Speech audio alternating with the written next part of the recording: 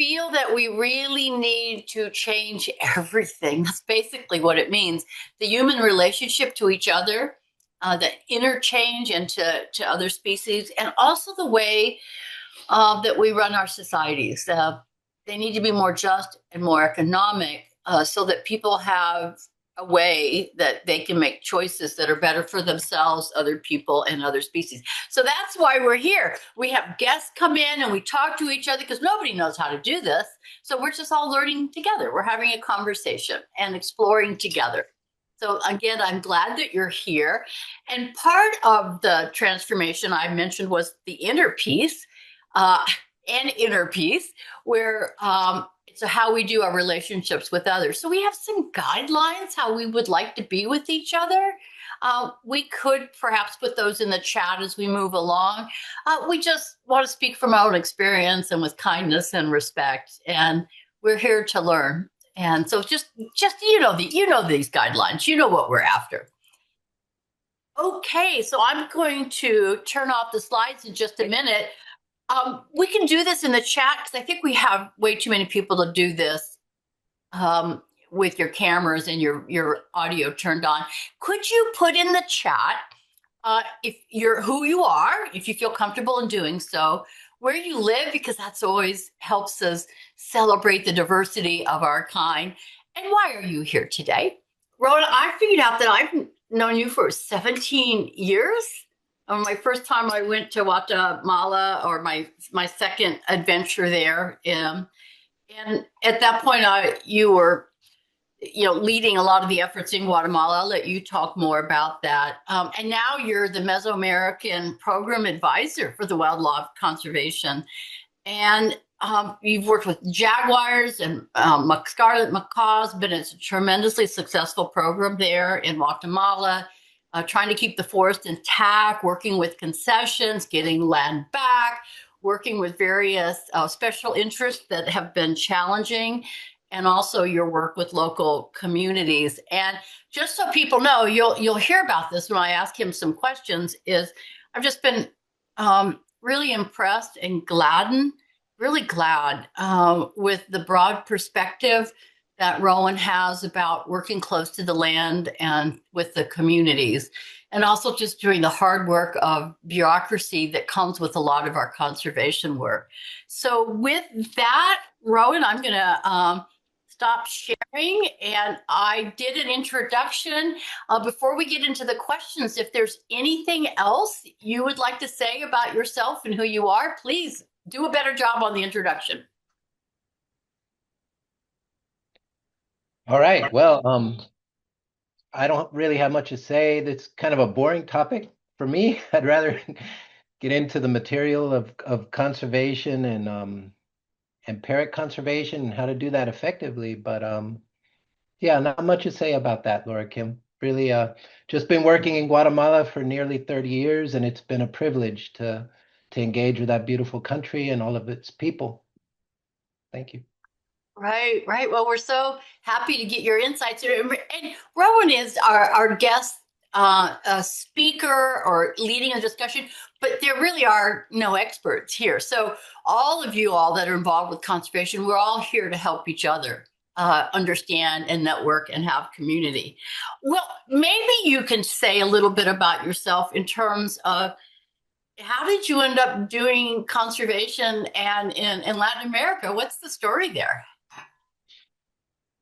Okay, well, I was brainwashed at an early age about the importance of nature.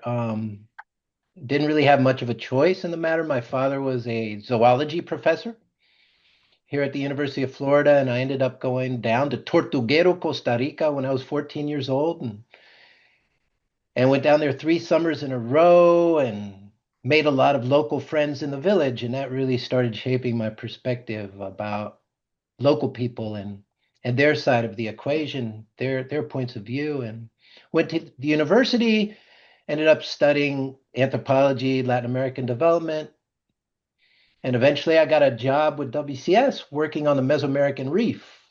During that consultancy, they had the WCS office here in Mesoamerica led by Archie Carr, who some people have probably heard of.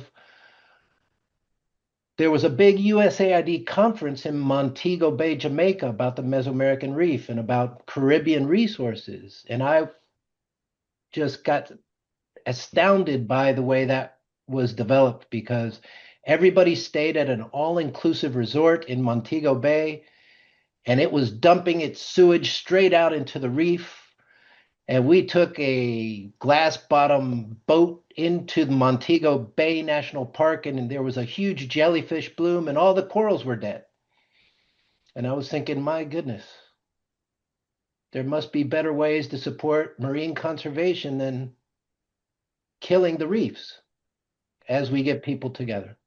That sort of shaped my perspective a little bit. And then WCS was very kind. They gave me support to go to the to the Guatemala office that they were sharing with local organization and run research in Washington and Tikal for a year. And they had the idea of closing down the office because it was very complicated to work at that time in Guatemala. Washington was the Wild West, and I headed down in May of 1996 for a year, but ended up staying for 30 years. Because I arrived in Washington and really became committed to the community's struggle to gain control over their area and started working on that.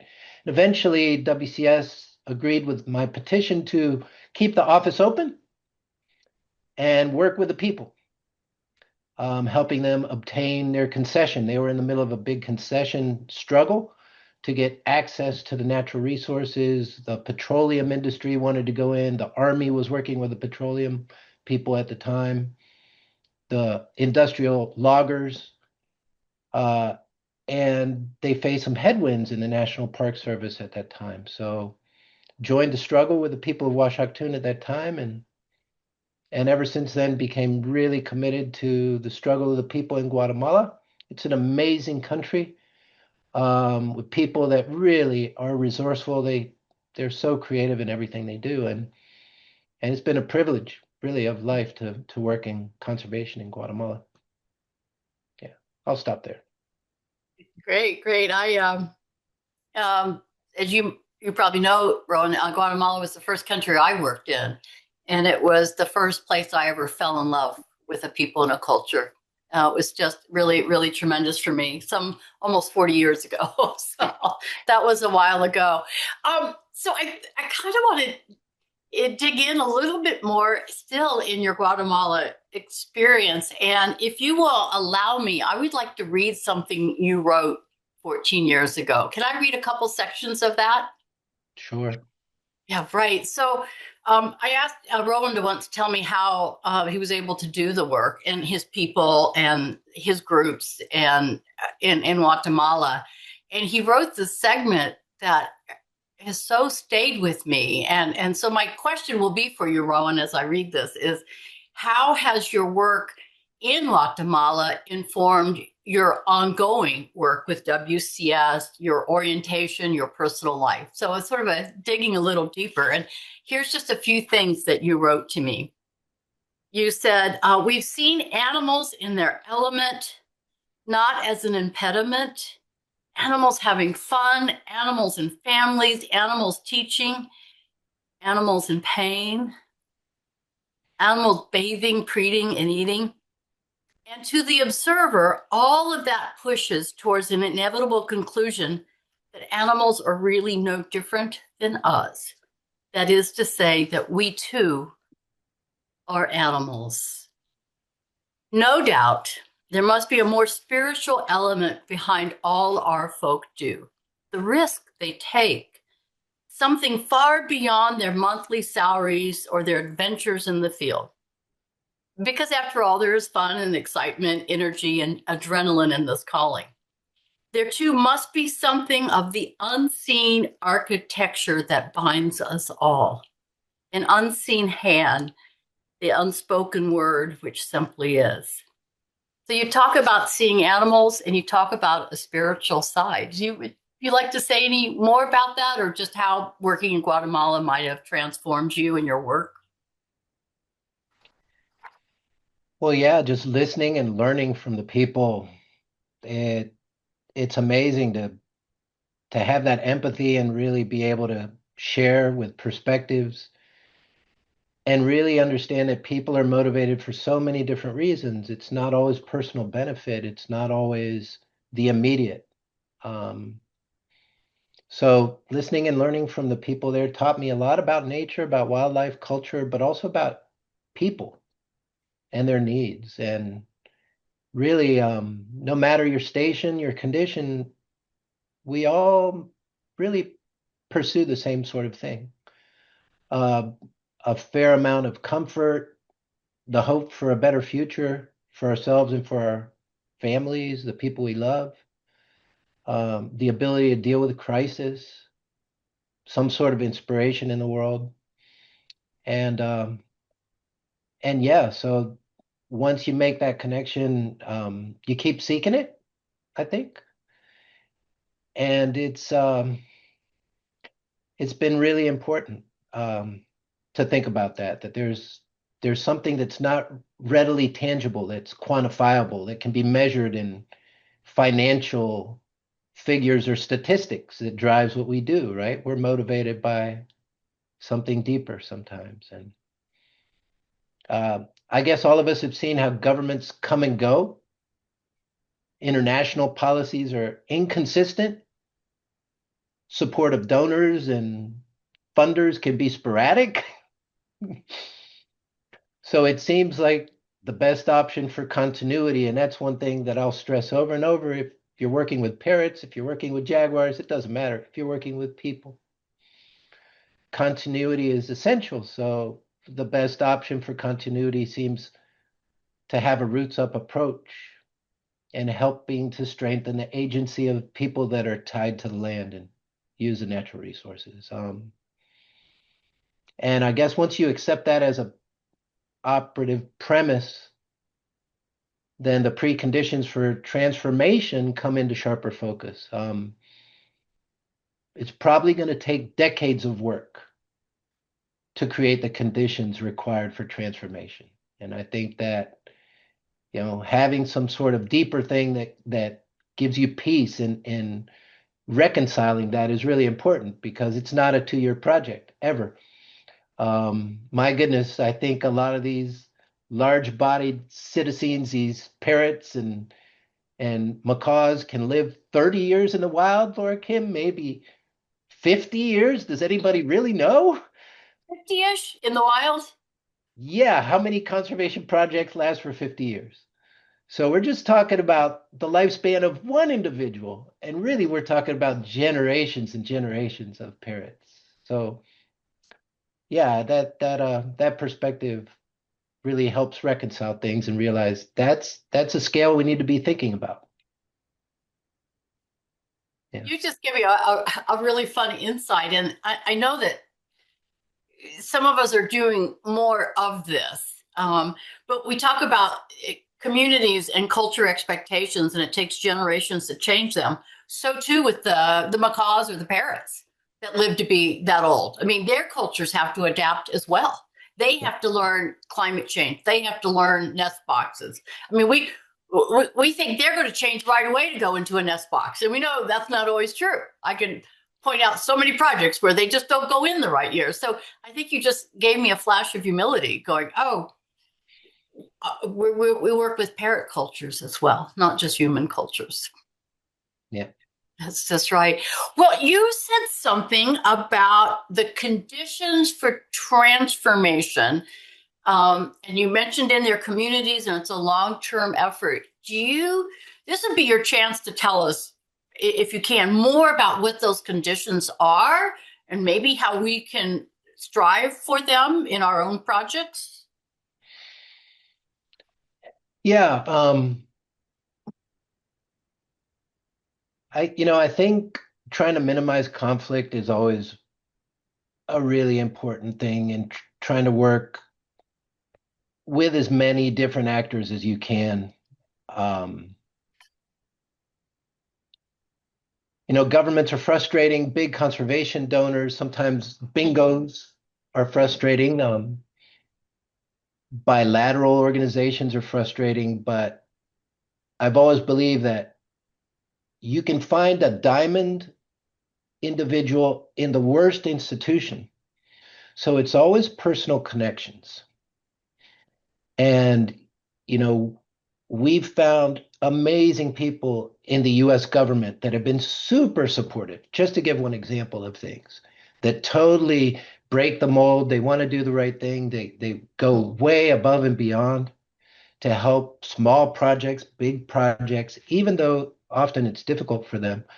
So looking for those connections really helps the transformation. And for me, some of the qualities that help a lot are patience and persistence, because really we're talking about decades of effort, I think.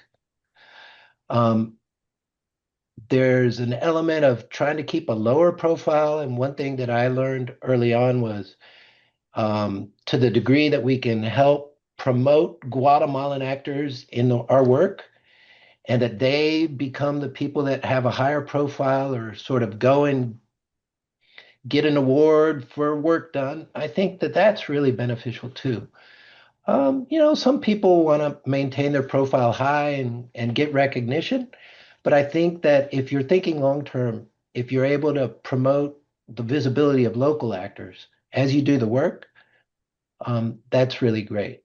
So some insights include providing credit to local actors as much as possible, having a long-term commitment to your work, um, being patient, which means often you take 2 steps forward and you go 1 step back. And the advances are rarely linear, never a straight line. I think that there are some challenges right now with sustaining projects for you guys in Honduras, for example, and you're adapting your work right now. And that's going to be likely in any project that's long term. Um, Also, planning to sustain efforts beyond one's time of intervention. If some of these parrots and macaws last cockatoos, if they last 40, 50 years, 60 years, how many of us are going to have a 60-year career? So some capacity has to exist to pass the baton on. And then building local capacity through all you do. And one thing that, for example, that we did a lot of was how much fun is it to administer financial resources, Gail, of conservation projects? But if you start sharing that burden a little bit and bringing local organizations, smaller partners on board with the reality of conservation today, and they do it bit by bit, maybe in 10 years or 15 years, they'll be able to write their own grants and manage their own resources and be certified to manage that stuff. And that points towards sustainability in the process. And for example, the village of Washaktun, where I first landed, now has their own foundation. They're able to write their own grants, administer grants.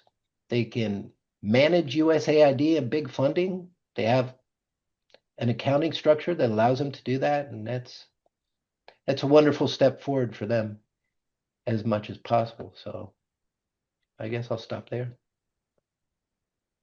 I have so many more questions about that. What a great list, though, of concrete ways to set up for transformation to happen. I mean, you just really laid it out. And I think I'll do a blog after this, Rowan, somewhere down the line, where I'll list those things so people can read it as well as see the video. One of the questions I have is you said diminish conflict. And one way was to look for people who you can work well with. But how do you exactly diminish conflict? What are the tools or the skills to do that? Either the interpersonal relationship type of conflict or just the violent confrontation so many of us face.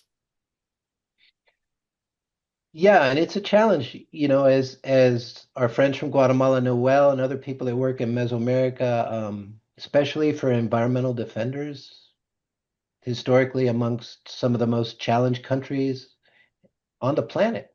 Some of the highest rates of losing really good people due to conflict, due to violence, that are working on environmental issues. So there's a way, I believe, to defend your principles, to continue the good fight, but reduce conflict one way to do that is to avoid personalizing differences with different individuals. Sometimes points of view, different points of view stem from institutional momentum, for lack of a better word. The government has a point of view. A company has a certain point of view, and they're pursuing their profits. So we can demonize those and say they're destroying the planet, or we can find a more peaceful path to try and reconcile these differences and point out how that path might actually not be beneficial. We've also seen the importance of protection and law enforcement to save nature, but I think also recognizing that that has its limits. And there's a point at which the stick just doesn't become an effective solution anymore. And it has to be a strategy that includes building local agency and local demand for keeping nature intact. And that usually comes from nature delivering benefits to the local people. If you have people in destitute conditions living in the middle of nature, but they gain no tangible benefit from nature, why would they be expected to defend it?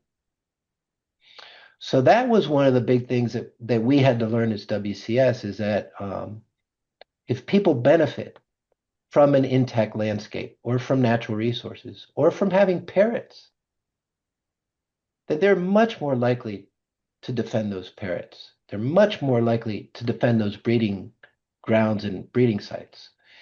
And that sort of puts it into focus. How can we help them develop these linkages and these reinforcements, these feedback loops that bring benefits to them from keeping nature intact? So it totally changes your focus. Um, um, um, you've had threats against your life, is that right? Well, yeah, I don't stress that very much. That I think anyone that's traveling on a rural area in Guatemala sometimes faces challenging conditions. I try to not stress those issues, but yeah, interpersonal things, institutional things, positional things, being in the field in the wrong place at the wrong time. That sort of stuff has happened. Sure. Sure. I had just this week, I had my first threatening phone call from somebody in Honduras. They uh, they said, if you don't stop your people, and of course they're not my people, but if you don't stop your people, we're going to kill them. And the people that we work with get threats all the time and have assassination attempts. And I know that happens also in Guatemala. So that's sort of leading up to one of the questions. Another question I have: you keep in for the long term, you know, reduce conflict, grow your interpersonal skills. How do you have the resilience to do 30, 40, 50 years with a project? How do you confront the corruption, the violence, the despair, the loss of land? How can you help us be present for transformation? What insights do you have on that? Well, I think the first is to really make peace with the fact that, as I mentioned before, change is never going to be linear. It's never going to be one directional with things improving all the time. So you're ready to accept setbacks. Setbacks are a normal part of the equation. And sometimes you have to reflect, change strategy, take a pause in certain goals that you have. Sometimes you have to focus on other sort of related goals that are facilitating goals. Um, One example is, like, for example, we went in to Washington with a plan to study and conserve wildlife populations, but we quickly learned that to get there, we had to work on education. And I'm talking about basic education. I'm not talking about environmental education. I was talking about the basic education demands of the local people. One day I received a visit when I was in Washaktoon, in the village of Washaktoon, by 5 women in the village, and they said, "Look, they woke me up early, 7 a.m. on a Sunday, and they said, "Look, we get it. We know you guys want to save the wildlife here, and we do too. But you know what we want? We want to have education for our kids, and we have no way to have a secondary school here in the village of Washaktoon, so we'll make a deal with you. You help us get a school, and we will help you save wildlife. What do you think?" And I said, "Well, sounds interesting. Let me think about it. How do I build a school? My goodness, that's impossible." Well, 2 years later, after scratching the ground and finding ways and writing grants, and we were able to reach an agreement with the Department of Education and the village and build the first secondary school in the heart of the Maya Biosphere Reserve in Washaktoon. And so that kind of stuff is what it takes sometimes if you're committed, just sort of refocusing a little bit when things look really difficult. And they looked really difficult at that time in 2000, in the year 2000 in Washington. Mhm. I think another thing, Laura Kim, is developing a plan or a strategy that's long term. And I can give another example that's specific to parrots. Laura Kim actually came down with us way back when was that, Laura Kim? 2008, 2000, so Seven, somewhere in there. 7, 8, yeah. And one of the things we did on one of her second or third visits down was to convene a big group of actors that was interested in macaws, and we developed a Scarlet Macaw conservation strategy for the Scarlet Macaws in the Maya Biosphere Reserve. We were down to about 200 or 300 individuals, really hard to measure the population size, but they were being poached out of existence. It was a really difficult thing. And this was an integrated strategy. A lot of it focused on the biology, on monitoring, on veterinary science, on management and captive breeding and release into the wild. But parallel to this, we were also thinking about how to engage a neighboring village, a Quechua Maya village called Paso Caballos. And with Ronnie Garcia and others, we began to realize, man, we really need to get the people of Paso Caballos engaged as field technicians and working with these macaws. We need to find a way to work with the local school and start taking kids out to see the nests so they see these nests, and even got to the point where some of the kids would put on harnesses and Ronnie's team would pull them up to the nests. 20 meters above the ground to see the scarlet macaws. The kids from the neighboring village had never been to the area. And that kind of stuff also really helped a lot, I think. It sort of set the framework. And these days, the good news is that scarlet macaws are rarely poached out of that area. And there's strong support in the village of Paso Caballos for scarlet macaw conservation. So that provided another dimension to working in this long-term sort of transformative way.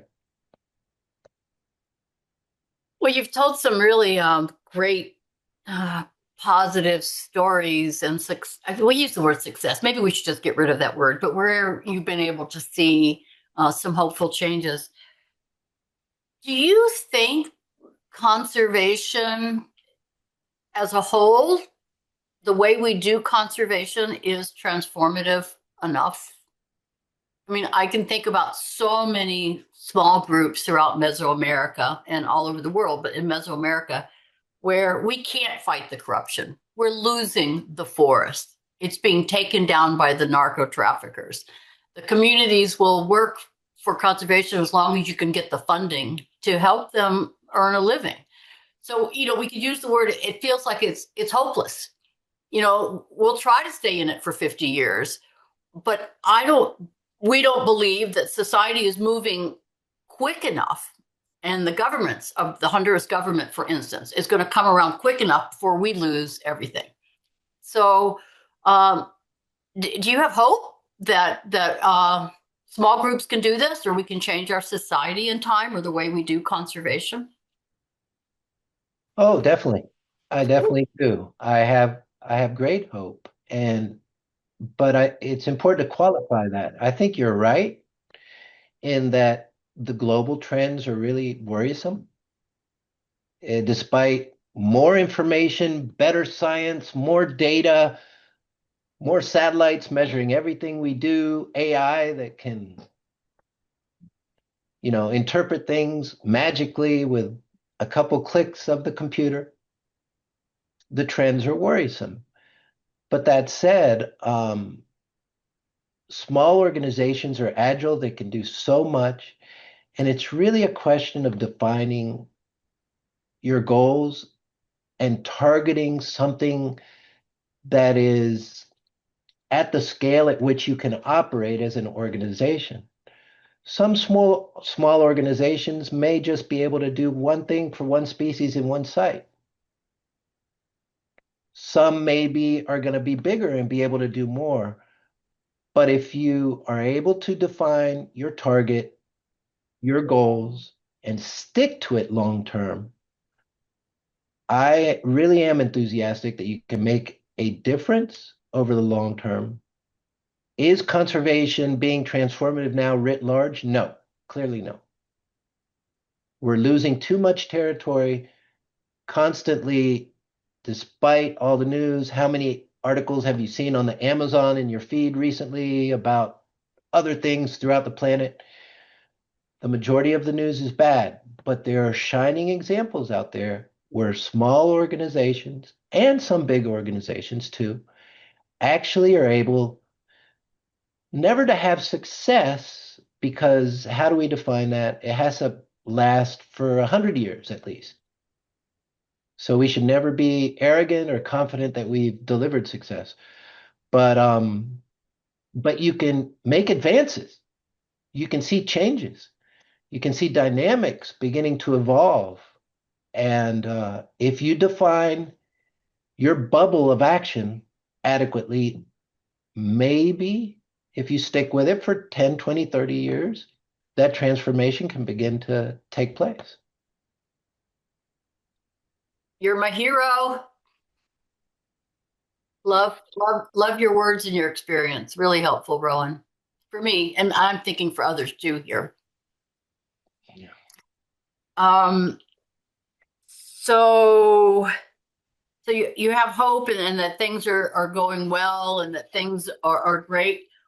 One of the things you talk about is being in it for the long term. So this may not be your expertise, but I know people are wondering, how do you make a living and raise your families long term based on the scarcity of conservation funding? How do we do this?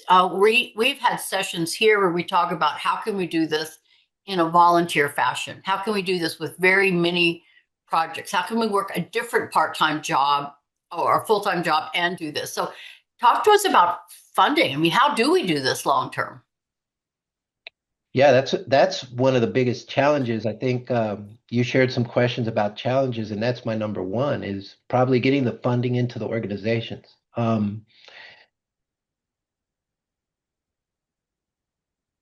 Yeah, and another challenge is a bureaucracy that exists in some of the funding sources. I think as we've commiserated with Gail in the past, and with you, and with others, and with Kurt, and all of us, these challenges of where the money is sometimes is it's there, but it's inaccessible. So the water flows downstream into places where it's by definition inefficient. You know, I think that when we think about the perspective of smaller organizations, there are some real advantages. They're much more agile in terms of what you can do, much more efficient um, compared to larger NGOs like WCS. WCS has a lot of advantages, and one of them is that you have the backing of a big institution that can help fill gaps in certain moments and that can connect you with bigger sources of funding. One of the things we've done as WCS is try to be effective brothers and sisters in our organization to smaller organizations, including many community-based organizations, making that partnership. And it's important to share with the participants today that doesn't always work. I can give a very tangible example. We recently got a big fund for Mesoamerica. We shared it with One Earth, but it was so administratively burdensome that One Earth wasn't able to jump through all that red tape and all the hoops that were required with that donor, unfortunately. So it doesn't always work. But we're able to get other funds into local community-based organizations, to national NGOs. In many cases, we've actually worked to start national NGOs and help them get funding. So one possible approach for smaller organizations is to make partnerships with some of the bigger organizations that can subgrant funds. You're much more efficient. I think that one of the things that you can do is to try to increase your profile as much as possible. And I really applaud One Earth because I made a list of some of the things that local organizations and smaller groups may be able to do. And it seems like One Earth is doing them all. And you guys might be more positioned to answer this question than I am, but they include doing books and developing published materials that you can get out about your cause, doing speaking tours, having campaigns like this unconditional solidarity campaign that Laura Kim is starting right now. You're going to go camp under nests and really raise a profile of what's happening with the macaws that are under threat in the Mesquite of Honduras, and that's fantastic. But also working with local actors such that they become advocates for your effort. And there's nothing more powerful, for example, than having a local community leader or a local government official that can say, I really recommend supporting this group because they deliver and they're efficient. And we have a really good understanding with them. They deliver with us. They're reliable and trustworthy.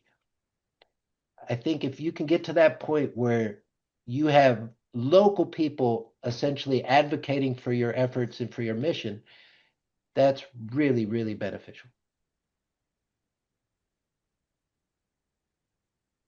So the funding piece is helpful. I think partnering with big organization and we've done a lot of that, and it can be uncomfortable. It can be immensely rewarding. It can help really facilitate small communities. It can also um, turn their backs on the smaller communities. I mean, I guess what I'm saying is it's just a mess, isn't it? It's just a mesh of human and non-human experience. And one thing that I've learned is to get comfortable with discomfort, of not having the answers, of not being successful, of not liking the people you work with. Just go, well, I have to build my own resilience to be able to be present. And that's why I was asking you about the resilience piece. Personally, how do we have the resilience? Do you have any secrets? You talked about patience and connecting to something, you didn't quite say it this way, bigger than yourself, but how do we have the resilience? How do we have the ability to stay present to discomfort and challenge? Well, I'm not How sure do how to answer that, but it's I can be really pushy and a pain in the rear end, right? So I'm always hoping that people um, sort of pardon me for being so difficult and being so insistent, incisive, and pushy and whatever it is. And if you get to that point, then you say, okay, if I'm dealing with these people in government or this funding source or whatever this is, this donor, a lot of foundations also are very eccentric. I think very unique in their approaches and things. They want to do things their way. They're successful people. They have money to give away. Well, you just sort of accept that and you realize, okay, well, my points of view sometimes aren't shared by others, but maybe this quality of this institution or these individuals also. And it's just sort of accepting these different points of view. That doesn't mean you don't fight. That doesn't mean you don't push back. It doesn't mean that you don't try to change things for the better. For example, some bureaucratic things are too much and they end up hindering good work. And maybe there's a limit to the bureaucracy, and maybe for every new rule that's adopted, we ought to get rid of one. Yeah, to keep life balanced and allow the work to go forward. But the people that are charged with implementing these things also do them for a reason. And, it makes no sense to fight with our administrative team in WCS if the donors are demanding this of them and it's a condition for getting the funding. So you look for solutions and you work and you try to solve problems together. Um, and often you can do that. I think that, one of the secret sources, one of the best sources for a small organization is to find a foundation or an individual that will stick with you long term. One or two of those. And if you can do that, then really, I think you're halfway there in terms of having a solid base of funding that will let you cover core costs, or let you go through life and invest in your family and have some income that's required, have some funds for working in the field. Um, and then one of the other things that also folks might consider is thinking about private sector actors, because not all private sector actors are demonic. I think that's for a lot of our conservation goals. Um, we see the private sector, we see big industry as automatically destructive of nature and of the planet itself. But there are a lot of people in the private sector that actually are well inclined. They have resources to invest. These activities are going to continue, and in many cases, we see that private sector actors are looking for ways to diminish their footprint and their impact on nature. And if they're doing that, while they can also contribute something to saving nature, to saving your campaign, then as long as they're moving forward with lessening their footprint on being less rapacious, then I think that there's an opportunity there for many smaller organizations in their own countries. For example, we have someone participating in India. India is a wonderful, huge, big country with so much, a huge GDP, so much potential. Maybe there's some local actors in local industry there that would be able to support that kind of work. Um, yeah, so I was going to have anything lastly that you wanted to say before we got into the small groups, but I see Gail just had a question. And that's a really good question, Gail.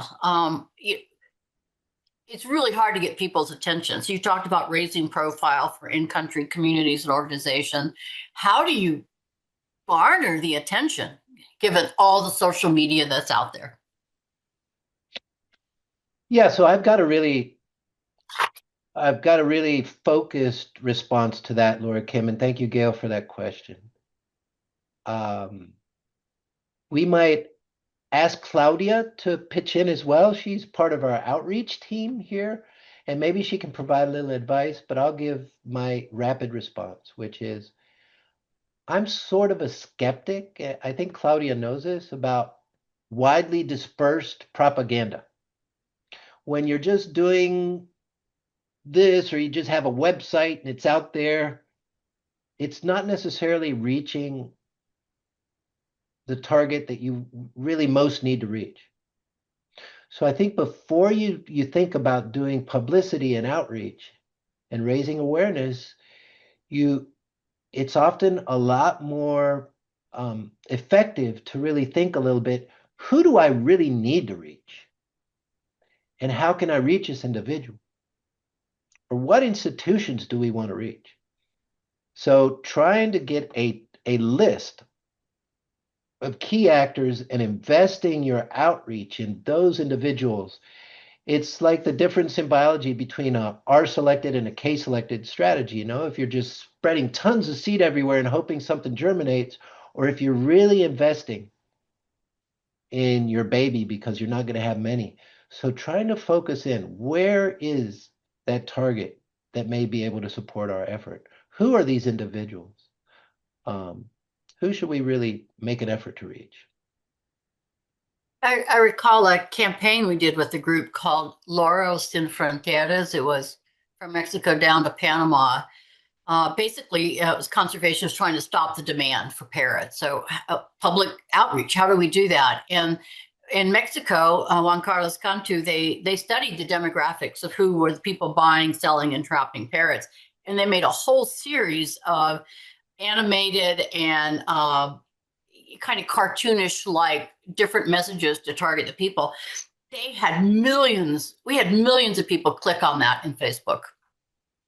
And they've been really effective with decreasing the perceptions in Mexico and reducing the poaching. But he always said, pick your target. Don't just, and so their advertisements were very much for a Mexican, or you can't group all of Mexico as one culture, but it was very targeted where that would not work in the United States, for instance, and it probably wouldn't work in many other places. But they found they had great success with it. Yeah, and I can give an example from Dale Lewis's work in Zambia, for example. They have this is not on funding per se, but it's on meeting the challenge of poaching in Africa, specifically poaching of elephants. Um, what they're doing there is they're targeting in on the poachers themselves. And as opposed to demonizing these people, many of which are poaching because it's the best way for them to get income, or it's a more lucrative income than they would get otherwise, with no economic opportunities in these areas around there. What they're doing is they're going in straight to the poachers. They're buying their weapons off of the poachers, and then they're signing them up in a a program to give them technical assistance and skills to generate income through agriculture. Most of these people are also farmers, so it's an appropriate intervention in that landscape. And they're finding that the efficacy of reducing poaching by investing in the people in this way is much more effective than through patrolling and trying to arm guards with guns and even having shootouts with the poachers, because they always sneak through. So targeting it in, sometimes you need to target right on some of these actors that are the most uncomfortable actors, but finding a way to reach an agreement with them. And I think that's a really interesting approach that Dale Lewis has developed with his group called Komako in Zambia. Yeah, target uncomfortable actors. I'm still trying to figure out how to work with the major narco traffickers in our area. How can we do that? I mean, that is the private sector that we compete with. I don't have an answer yet. We've tried a couple things to tell you the truth. I'll give you a story from Guatemala. There was a archaeologist named uh, Demarest, Arthur Demarest, from Vanderbilt University, that was working in an archaeological site in southern Petén called Canquén. And he went into this area that was on the Rio Pasión of Guatemala, set up his camp with the permission of the archaeological authorities, and started doing excavations. And shortly was visited by some people with a lot of gold chains and pistols all over, and was told he couldn't be there. So Arthur asked around and found out where this came from, and it was from a very powerful individual nearby. And he sent some smoke signals, was able to get through, and said he'd like to go visit the individual and speak to him, and he did. And he went there and visited the individual in their house and reached an agreement. Explained what he was doing in the area, what his objectives were, how he was not going to engage with any sort of law enforcement, but he was there to study culture and to try and save Guatemalan patrimony. And to make a long story short, he was able to reach an agreement and continue working safely in the area. I'm not saying that that's necessarily the path to take in your case, but you might investigate the ability to speak with a spokesman for the people that have made these threats and address it early on. Sometimes I think one of the worst things you can do is continue blindly with your head in the sand and hope that nothing happens in the face of threats, as opposed to dealing with them and addressing and having a better evaluation, first-hand evaluation of the severity of these threats. You may be able to reach an agreement because there's no reason necessarily that the salvation of parrots and their habitat needs to run headlong into these other interests in the area. There are usually some ways to reach an agreement. So what else would you like to tell us before we go? Any last things you would like to say or ask before we go into our breakout rooms? And you can leave. You don't need to jump in. They usually run about 10 or 15 minutes. But what else would you like to say to us before we do that? Just I would like to say that, the people that work on parrots and macaws have the advantage of a tremendously charismatic species or set of fauna family. It's unbelievable. It's a huge advantage. And of course, we all believe in the umbrella species, that if you're able to deliver conservation for parrots, you're going to benefit so much more than just the parrots, the macaws themselves. I urge all the colleagues that are working in smaller organizations to keep ahead. It's a key part of the conservation movement, filling so many gaps and doing so much good work. I think often the bigger groups often lend from what the smaller organizations are doing, if not to use the word steal it, but lend from it and learn from it. And it's wonderful. I think it's been a huge learning experience for us to engage. And we have the key example of Laura King coming down and still to this day benefiting from the advice that she provided to our field teams. And you're so much more agile and efficient. So stress those benefits, that agility, that ability to get work done quickly and efficiently in the field. And if you're able to find some sources of backing that stick with you, you're going to be able to deliver impact and transform things and create maybe a little partially utopian bubble in the face of a world gone mad, at the right scale. But if you stick with one thing, with a thing that you love to do and where you're effective, now if you fly around like a butterfly from topic to topic to topic, it's going to be hard to deliver impact long term and transformation. So thank you so much for the opportunity to share with you. Very much appreciate it. It was just great, Rowan. Y nuestra próxima sesión es el 13 de febrero, un día antes del Día del Amor. Pues vamos a hablar de amor, el mundo como amante, el mundo como uno mismo, perspectivas budistas y filosóficas sobre la conservación transformadora. So, esa es nuestra próxima. Si ustedes quieren defender la información y quieren registrar, y como dijo Silvia, todo está grabado en nuestro YouTube canal, y puedes ver más allá. Y finalmente, siempre nosotros terminamos con expresiones de gratitud, agradecimientos y dice adiós si quiere tener su video y tiempo para decir adiós y gracias. Es nuestro tiempo. Hola, así está José. Gracias a todos y no sé si más preguntas, comentarios y agradecimientos.